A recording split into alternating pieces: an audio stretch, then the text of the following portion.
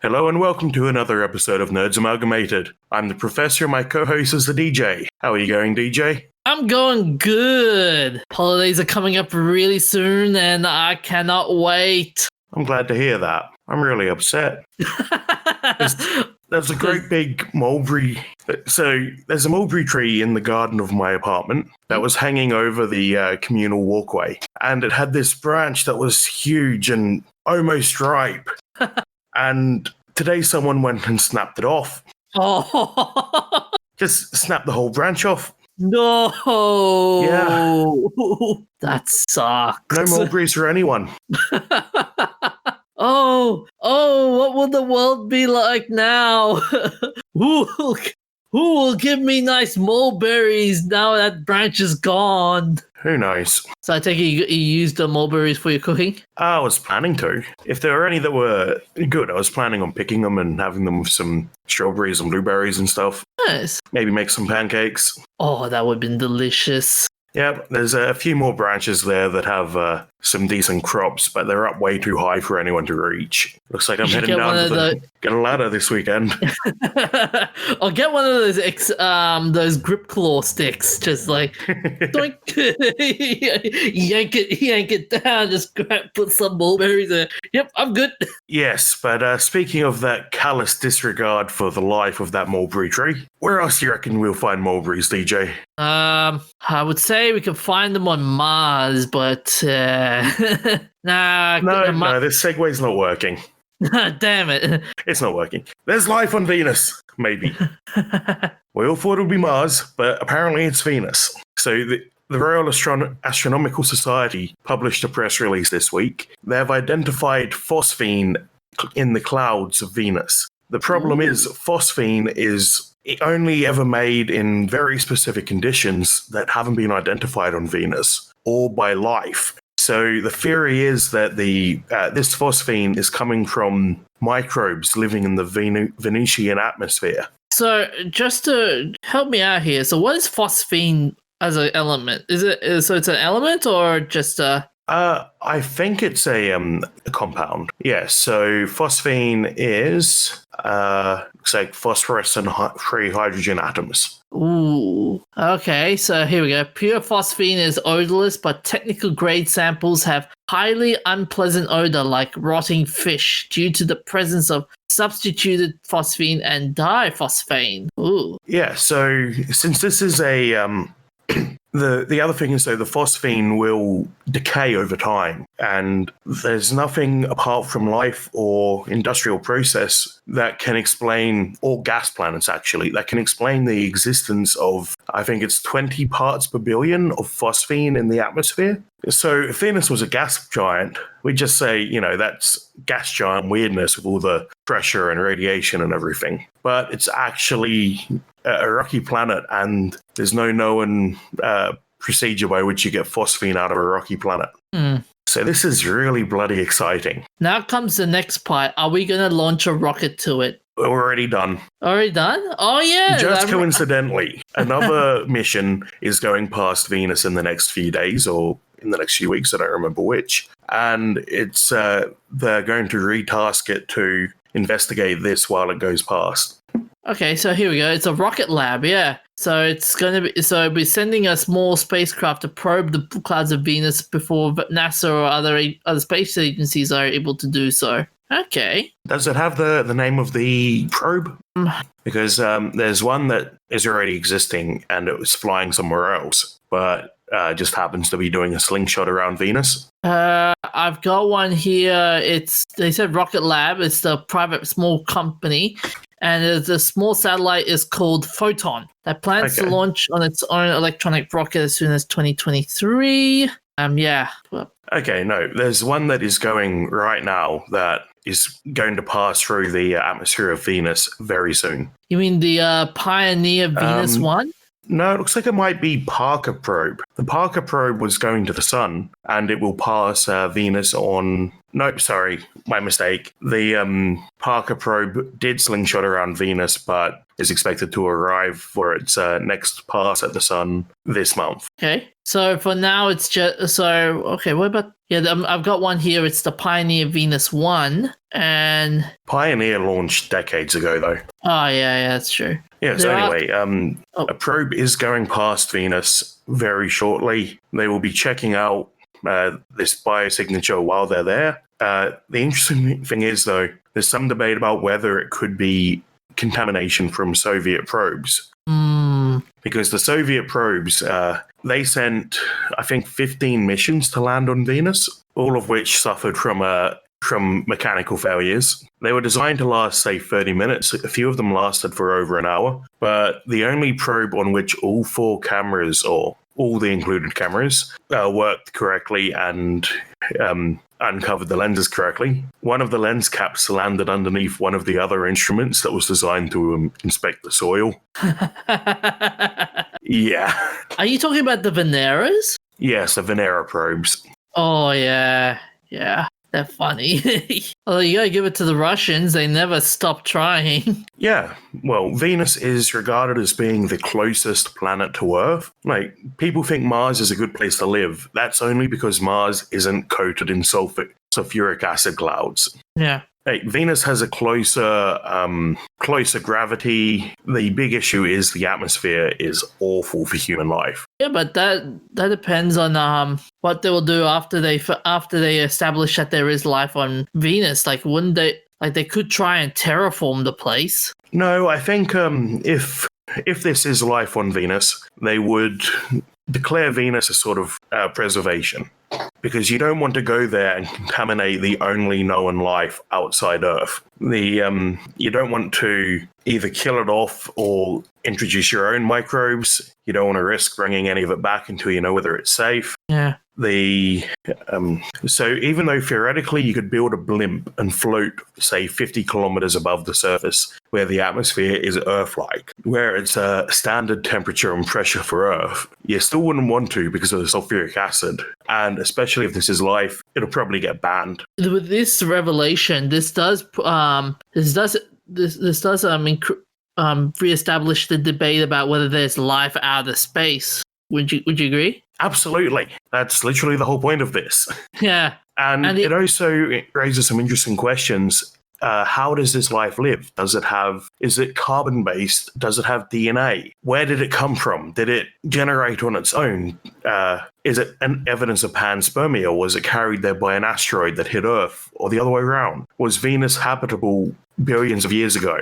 And life was carried from Venus to Earth? There are so many questions, and I'm so hyped. The other question that would be also raised is space travel. Will that be the next destination after Mars? Yeah, well, if this is life, people will study it. But like I said, I think if it is life, they'll lock down the planet. Yeah. It'll basically become, you can only visit there if you have a valid scientific mission. Yeah. This might be an idea to try and study the planet, but without landing in it. If there's life, you could try land it on Venus, on one of Venus's moons. That wouldn't really get you much that you couldn't get from Earth. And does Venus have moons? I think Venus does have moons. Yes, it looks like it does. No, sorry, none. Thanks, Google. Yeah, screwed me up. There are no moons on Venus. There are a couple of natural satellites. Well... Oh, no, they have no room. Oh, okay, yeah, right. Yeah. Yeah. NASA says no. Yes, NASA points out that Mercury and Venus are just too close to the sun to have moons. Yeah, that makes sense. Another interesting question would be: would you put an android into the moon? Because we're slowly getting to how mechanization in terms of robots and Spot and stuff. Well, do you reckon we'll put a robot there, or? I could see a balloon-based craft that would be designed to float in the atmosphere, because the surface of Venus is just terrible. Yeah. Like, the Venera probes only lasted for 90 minutes at best. So the future exploration of Venus is robot-based, but good luck actually getting to the surface and staying there. And transmitting information from Venus to Earth would take a long, long time. I don't think it would. I think it would be actually shorter than for Mars for most of the time. Because I think in terms of distance between the orbits, Earth and Venus are closer. And because Venus orbits inside Earth's orbit, Venus at its furthest point would be closer than Mars at its furthest point. So right now the Venus lies 162 million miles, so that's 261 million kilometers away, and Venus takes 224.7 Earth days to travel around the sun. So it makes its closest approach to Earth once every 584 days. Okay. That's going to be also interesting in how this is because are there any because it's bordering on that habitable planet zone, doesn't it? No. I think it's outside the Goldilocks zone. And even if it wasn't, first you'd have to... Venus and Mars are in the Goldilocks zone. But first, if you wanted to land on Venus, you'd have to blow away the atmosphere and replace it with something better for life. And you'd have to deal with it being closer to the sun, so it's hotter. Yeah. Would you want to go there once it's everything's fixed over in Venus? No. No? I would not want to go to Venus for my holidays. But in the beginning, the Earth was without form and void. Do you recognize that, DJ? Did you read the Bible again? No. I mean, it's kind of similar to the opening of the Bible, but no, it's the introduction to Civilization. Sid Meier's empire to stand the test of time. Have you played Civilization? Nah, I played Age of Empires. How have you gone your whole life and not played Civilization? Have you played any Sid Meier games? You can tell because he usually puts his name at the front. Oh, years and years ago, but not to the best extent. Wait, what was one of the games? A second, I might have played Gunship years and years ago. That was the only game I played from Sid Meier, and that's it. But other than that, yeah, but that was, like I said, that was years ago. Although I did hear a lot of stuff about the Civilization and how even though it has stood the test of time, there have been some faults in some of the games. Well, that's true. It's a 4X game. That's not the beer. That's I'm gonna have to double check what that stands for. But it stands for the. This isn't it's not a porn game, is it? No, that would be 3X. Here we go. It's explore, expand, exploit, and exterminate. So Sid Meier's Civilization, way back in 1991, kind of founded the 4X genre. It's sort of the original to most people's minds. Now, there are other games that are a bit older, a bit newer. There's, as with any genre, there's a bit of debate about where it started. See, I always thought before I ever heard of Civilization, I always thought Age of Empires was the baby before every other studio started making strategy games. No, that would be, to most people's mind, it's Command & Conquer, but an even earlier game is Dune 2 by the same studio, Westwood, but it predecedes the first Command & Conquer by a few years. So sort of like how Civilization isn't technically the very first 4X, it's the one people know about. Just like how Star Wars isn't the first story based on Dune. Ooh. That's the one people know about. I'm not angry. But anyway, Sid Meier is releasing a memoir called Sid Meier's Memoir. Just like every game he made from like the early 80s to the... no, he's still doing it. It's still Sid Meier's Civilization 6. I like how he's just trying to put his name in everything. He's trying to be like who's that the guy who donated everything and put his name in everything. Carnegie. Yeah, Carnegie. That's the one. Like Carnegie Hall, Carnegie scholarship. Gotta do this, gotta do that. Like, Sid Meier this, Sid Meier that, Sid Meier this. You're like, what the heck, man? Yeah, so you've just put the wrong link in the show notes, DJ. It's June 2. The first June wasn't a strategy at all. And there's a very complicated story why it's June and June 2, and I'm not going to get into that now. But be careful, because I will. So, among 12 Civilization games, including 6 main title games and spin-offs, pirate games, railroad tycoon games, not actually Railroad Tycoon as such, but flight simulators, racing games. He's had quite a pedigree. And he's releasing this memoir in which he points out that he thinks he probably wouldn't play Civilization if it was made today. Not because he thinks it's a bad game, but because he thinks that the world just isn't ready for it. Yeah, I think he has a point, though. I mean... Yeah, there's no room for strategy games anymore. Nah, it's dying. I mean, you do get the odd Age of Empires and Command and Conquer game coming out, but they're all, I think, Age of Empires 4 is coming out? And then with Command and Conquer, it's just basically we're going to remaster it. To be fair, that's how Age of Empires got revived. They remastered it, and then people loved it, so they were like, we'll make another game. Yeah. But apart from Civilization and a handful of other games, there's just not enough room in the 4X space to fit every game that comes out. And people tend to get stuck on a strategy game. Strategy games are notoriously hard to balance, and people get stuck on them for decades. And people have a favorite, and it's really hard to get them off it. Yeah. So most esports and shooters, people cycle through, they have a lifespan of a couple of years. But strategy games, people hang on to for as long as they can. People still play StarCraft 2 professionally. That's 9 years old at this point.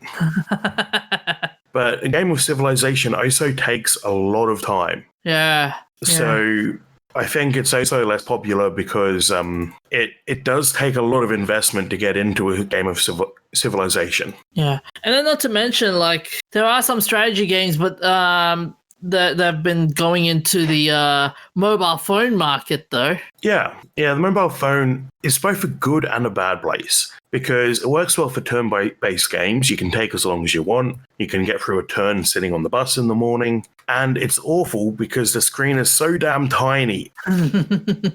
Well, it depends, though. Like, I think that could be... that could be remedied if you're playing on an iPad. Yeah, that helps. I mean, they did re-release Rome Total War on iPad a few years back now. And the Total War games are pretty in-depth. They combine aspects of 4X, like Civ, and RTS, like Age of Empires. Yeah, and not to mention, like, you've got new strategy games that do come out as well, like Clash of Clans.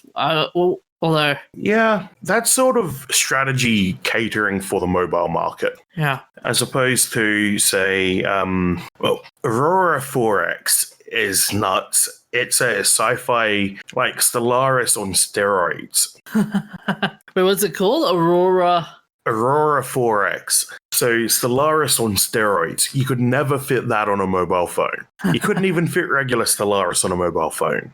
Civilization, the newer ones, which maybe simplify them a bit more, you could fit on mobile phones. But then we're straying a bit to the bit off topic. But I reckon now, like, strategy games, as much as it pains me to say this, I don't think they can't survive. They can't survive the test of time. I mean, they survived in the 90s. They've sort of survived in the 2000s. Now we've gone to and they're ambling away at 2010. Now I don't think they can survive in the PC market world. Well, I think you're wrong. But I think the sort of people who play strategy games will play strategy games forever. They'll play the same strategy game over and over because there is that much depth to it. You can try that many different ways to play. It's just that the market for strategy games isn't a big one. It'll keep ticking along. And maybe in 5 years or 10 years, something will click and we'll just have a huge influx of strategy games. People will love them and we'll be back to the 90s. Even if that doesn't happen, you'll still find people playing Civilization, Crusader Kings, Stellaris, StarCraft 2, you'll probably get to the setting of StarCraft 2 and people will still be playing it. Yeah, but will it get to... So you reckon it's a cyclic... It's cyclic? Not so much cyclic, but that you can't kill the core fan base of the strategy games. And as long as you keep making them, they will keep playing them. Yeah, that's true. And if you stop making them, they'll just play the last one to come out. Yeah, I get that. Like, they'll keep making them and stuff. But that's the problem. EA did that. EA did that when they made Command and Conquer, the mobile phone game, and people were pissed. Because that wasn't Command and Conquer that people wanted to play. It wasn't a strategy game on PC. Yeah. Just like people were upset about Diablo Eternal. That wasn't Diablo 4. People were upset. Yeah, that's true. Yeah. So those games split from their pedigree. They take a different concept and run with it. And that's why people don't like it. By the way, Professor, was Diablo Immortal, just to correct you. Okay. I'm thinking Doom Eternal. That's probably where that came from. Fair enough. But yeah, I agree. So you reckon Sid is right? Sid is right, though? Yeah, I don't think you could make a new Civilization game today. I think you'd need to find some way to do something incredibly different. And otherwise people would just say, why don't I play Civ? Because strategy players really have their game, and it's hard to get them away from it. Do you reckon there is a booming market in the indie game circuit for strategies? Well, that's the difficulty, because strategy games take a lot of effort to make, and there probably aren't a lot of indies who can make a strategy game as in-depth as, say, Stellaris or Civilization, and have it balanced well. Besides the in-depth lore and character design and stuff, what's the biggest flaw when it comes to creating strategy games, in your opinion? Balancing. The balancing? Absolutely the balancing. You could have a strategy game that was just colored blocks fighting each other, and people would play it as long as it was balanced. So a game like Age of Empires, everyone's pretty much equal. You might have a unique unit. Kinda easy to balance, especially these days with live betas. You release the game to a beta, let people play it and see what the meta is, and then decide whether you need to adjust it. Harder back then. When Civilization came out, you couldn't really ship a patch. There were not really any balance patches, bug fixes. The game had to be good when it left the door. So that's actually a point in favor of indie strategy development. Something like Civilization, again, mostly the same, so fairly easy to balance compared to something like StarCraft. 3 diverse races. That's harder to balance, because how do you decide what unit is strong against what, how it all integrates together? And that gets exponentially harder the more races you add to the game. But we should move it along. And we were talking about people who make changes that people aren't happy with. So, DJ, what's your topic about? So Rick Riordan, the man behind the Percy Jackson and the Olympian series, has decided and the abysmal movies. Have you seen his letter that he wrote to the directors? No, what did he? He wrote this scathing letter to the directors, basically saying, "You're wrecking it." Oh no, I have to read this letter now. Oh man, I bet you must have been as scathing as Jerry Bruckheimer when he did the Pirates of the Caribbean. It's like, no, it's so horrible. I'm rewriting this whole thing. Yeah, so he wasn't too happy about the movies, which is how that segue worked. You get it, right? Yep.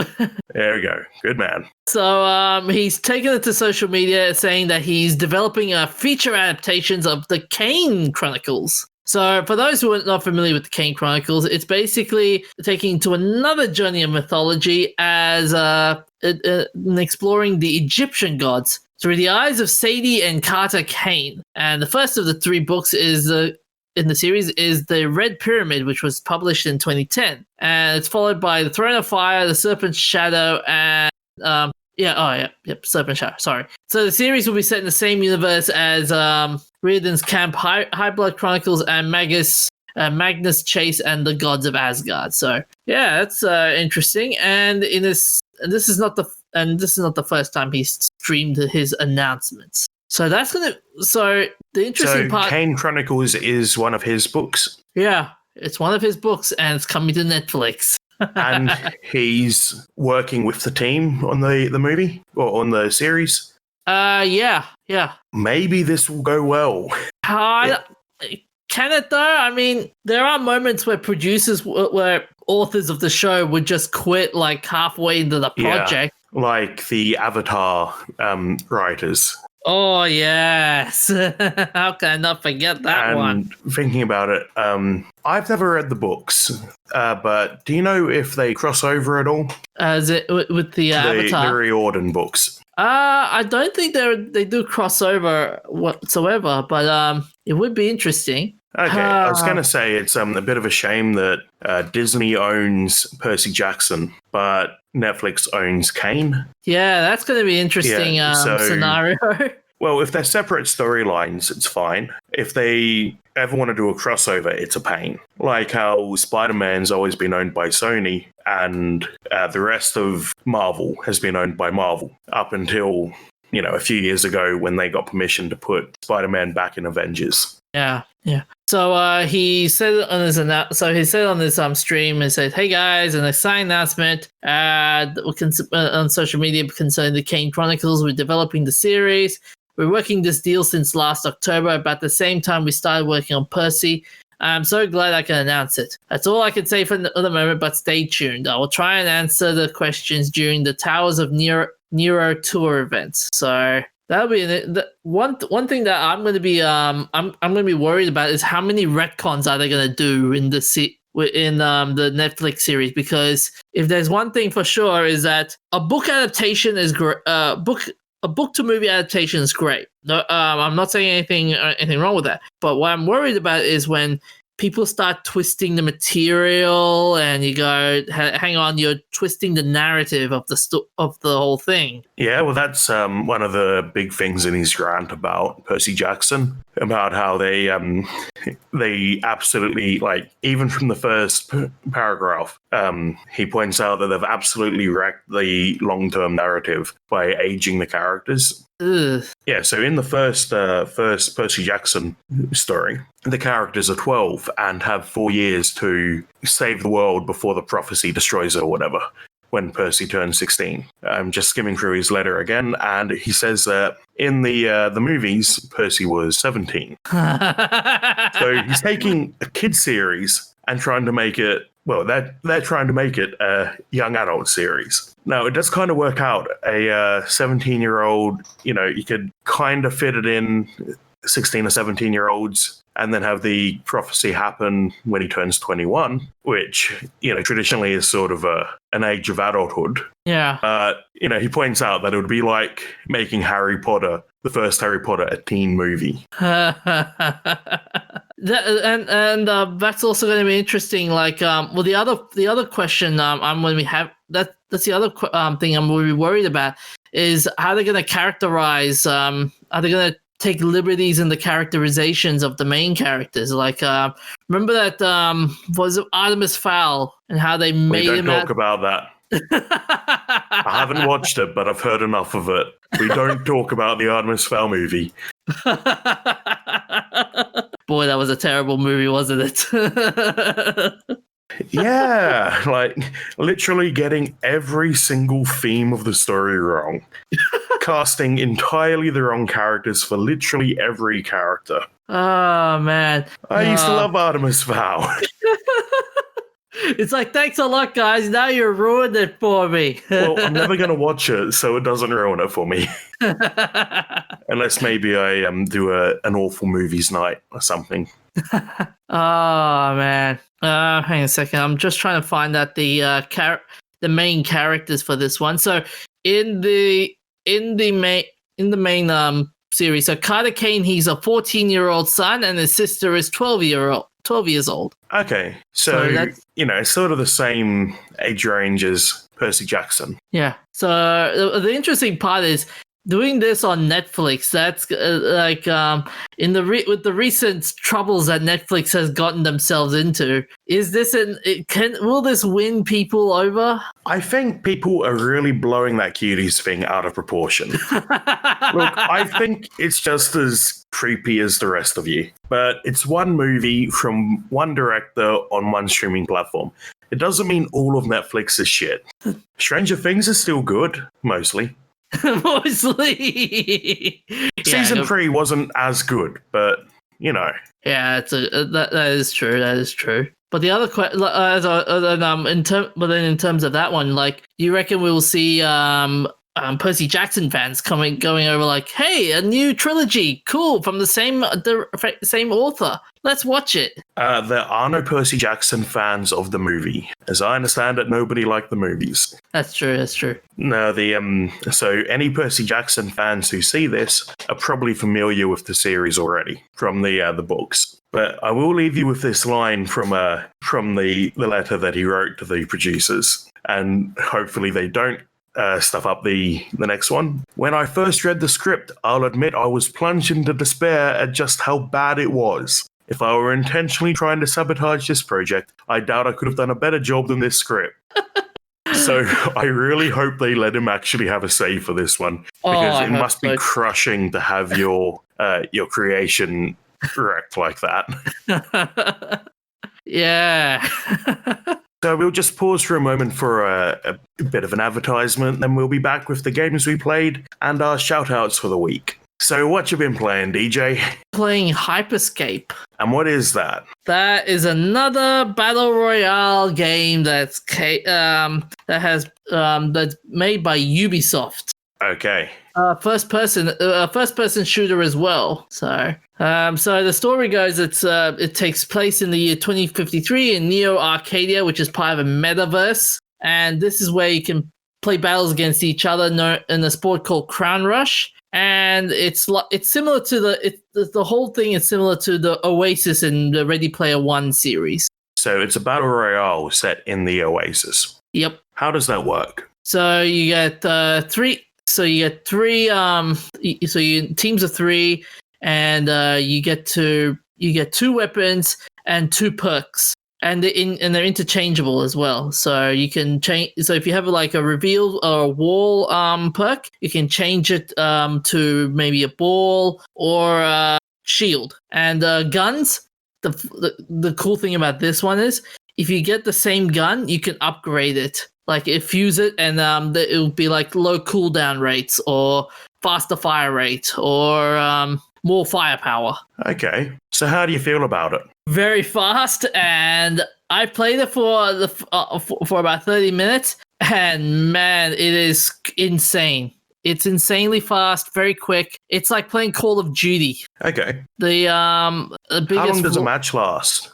Oh, the match lasts for about 10 to 30 minutes. And it also plays a bit like Apex Legends in terms of you get a wide area and you can stay in that wide area for a few minutes. Then well, that's pretty standard for battle royale games. Yeah, it forces you to move together. Otherwise, you get people just camping camping in one spot all the time. Yeah. So, how many beanies do you give it? Give it 3 out of 5. Okay. It has potential, and it could rival Apex Legends and Valorant. It's still early days, but yeah, I like to see more of this. How is it going to rival Valorant? In terms of, at least in Valorant, you can do more than just like in Valorant is a CS:GO clone, and this is a battle royale though. Yeah, same with it's first person shooter it's first person shooter. Comparing it because it's a first person shooter. Okay. Yep. Yep. And I've been playing more Fall Guys. I can't stop. No, it's good. Oh man, I bet you'll be like, need more. Yeah, so just this week they rolled out the Big Yeetus and Anti-Cheatus update, featuring the addition of Easy Anti-Cheat to keep out the hackers, which I still only ever saw a handful, but people seem to have worse luck than me, and it is really frustrating when you meet one. So, have you won any challenges yet, or are you still... I've never actually won a crown. I've touched the crown, but someone's just beaten me to it. Oh, man. The one time I would have won, except there was a hacker. No, so I've come this close and still haven't won. Oh man. Yeah. So, I still enjoy that. It's still good. Big Yeetus is a part of some of the variant levels. Instead of adding full, completely new levels, they've added variants, which are the same level but with new obstacles, things swapped around. It works well. And Big Yeetus is a really big hammer that hits you and flings you. So I'm enjoying that, but I also spent some time playing Star Realms, which I think I've played here before. I was playing some multiplayer against my friends. It's a deck building card game. So, and as you build your deck, you choose a faction because you can get bonuses by having multiple ships in a particular faction. And your goal is to deal a certain amount of damage to the player's health. And then you compete against each other to buy useful units out of the trade row. What's the biggest flaw you've encountered with the Star Realms? Well, I went in and bought all of the add-ons, the expansion packs. Oh man, that must it gets pretty. No, it was decently cheap for the amount of time I've put into it, but it gets pretty chaotic. There's a lot of stuff going on, and not a lot of tutorializing. So, how many nerdy beanies would you give this game? Would you give 4 out of 5. So for both? Yeah. Actually, no. I must give Fall Guys 6 out of 5. Because Big Yeetus is gorgeous. Big Yeetus is beautiful. Big Yeetus is love. Big Yeetus is life. You're gonna start turning into David Cage, and you'll be saying, "Give me more, give me more, Fall Guys." Look, I'm not saying I'm a cultist, but if at any point the Fall Guys devs wanted to start a commune, I'd be in. It would be so bright and colourful. And your Star Realms? Star Realms, yeah, 4 out of 5. Nice. So, on to our shout-outs. On the 12th of September 2020, Josie and the Pussycats turned 50. Josie and the Pussycats was an animated TV series based on characters from Archie Comics. Josie first appeared in the comics in 1962, but didn't become a pop star until 1969. The format of the show involved the Pussycats traveling to record a song or perform a concert, usually in an exotic location, then getting caught up in a plot by a mad scientist or over-the-top bad guy to take over the world. The Pussycats would foil the plot, then get back to the music. It kind of reminds me of the original concept for Scooby-Doo. Do you remember a couple of weeks ago when we had, what was his name, Joe Ruby? Something along those lines? Yeah. And one of the original concepts was for Mystery Inc. to be a band. That's right, yeah. Yeah, so one season of the show was called Josie and the Pussycats in Outer Space. And then they did turn up in Scooby-Doo as a cameo, so that would have been a battle of the bands. On the 14th of September 2020, a Brisbane man who drove to Wollongong to rekindle a relationship with a former partner tried to enter Queensland on foot and have his car towed through the border checkpoint. Because he's a special kind of stupid, apparently. It's cost him a $4,003 infringement notice and $2,800 in mandatory quarantine. For 14 days. Yes. That's one heck of a bill. Coming back, yeah. Considering he's coming back, I can't imagine the date went well. And on the 15th of September, Oracle announced that they would work with TikTok to prevent it being banned by the US government.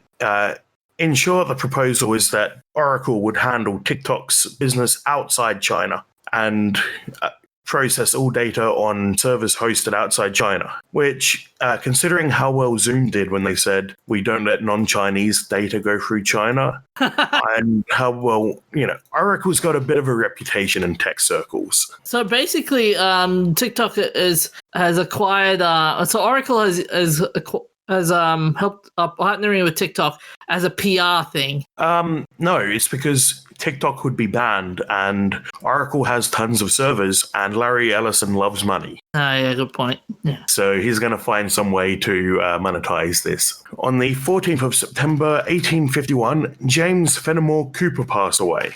Cooper was an American writer who is known for depicting frontier and Native American life. His first novel was The Spy, published in 1821, but his best-known works are 5 historical novels, known as the leather stocking tails, including Natty Bumppo. I can't say I've ever actually heard of Natty Bumppo, but I'm sure American fans might. But the one I have heard of is Last of the Mohicans, which has a movie. Cooper's goal was to counter European prejudice and nurture an original American art and culture. Just like that old joke, what's the difference between yogurt and America? If you leave yogurt alone for 200 years, it has some culture. Yeah.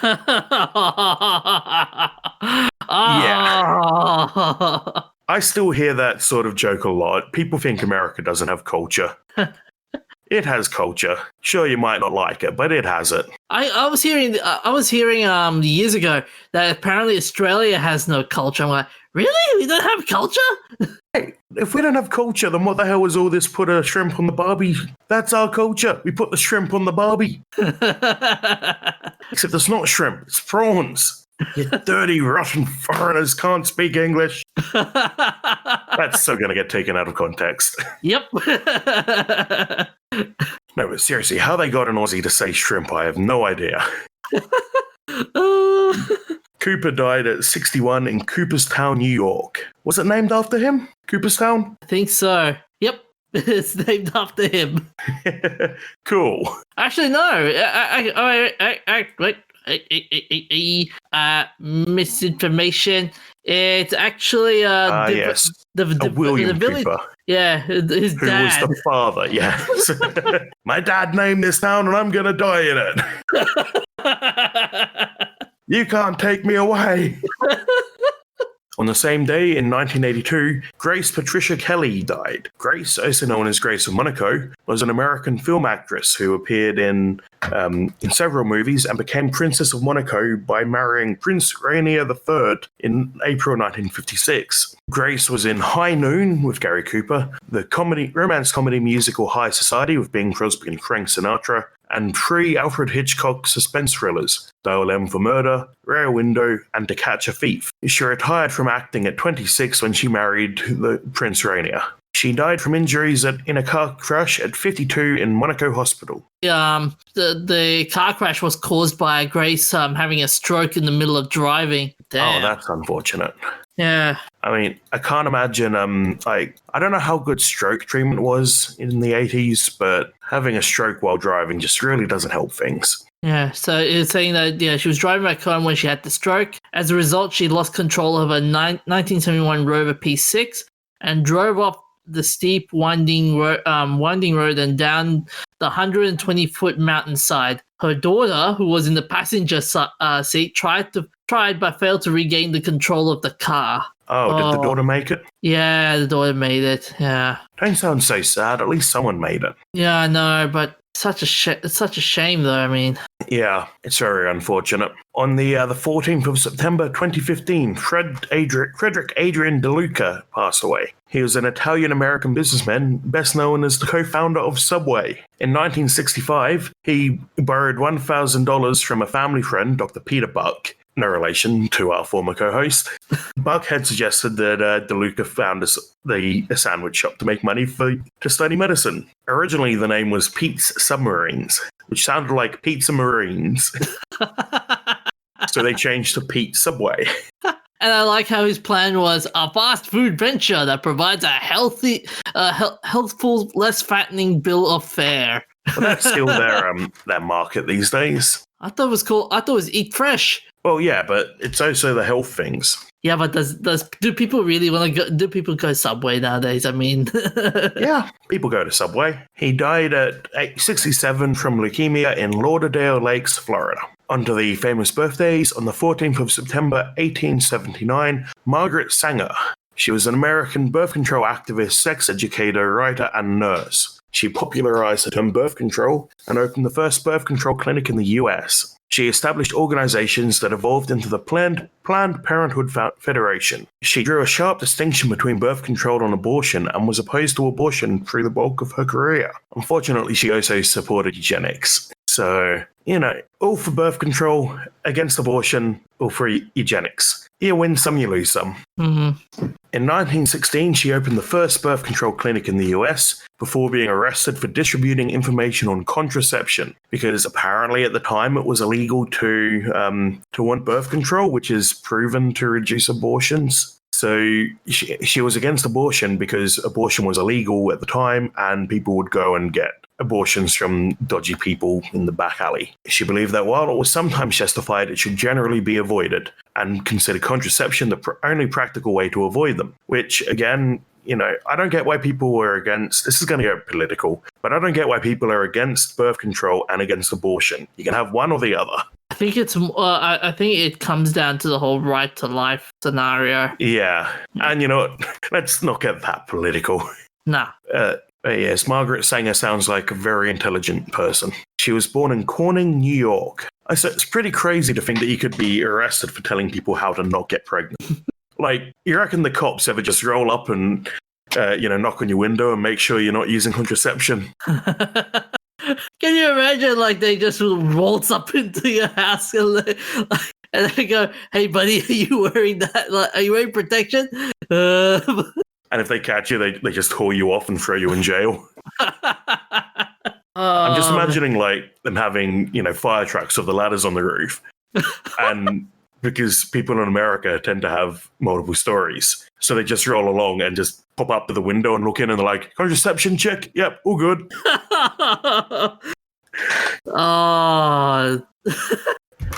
On the 14th of September 1914, is that Robbie Sher? Yes, it is. Robbie Sher, an American nuclear physicist who co-invented a key component of the first nuclear weapon with Klaus Fuchs. How do you say that without it sounding rude? Fuchs? Something like that? Yeah, something like that. Fuchs, or does it just sound rude no matter what, because that's how you say it? I think it sounds rude no matter how you say it. Okay, I promise I'm not swearing.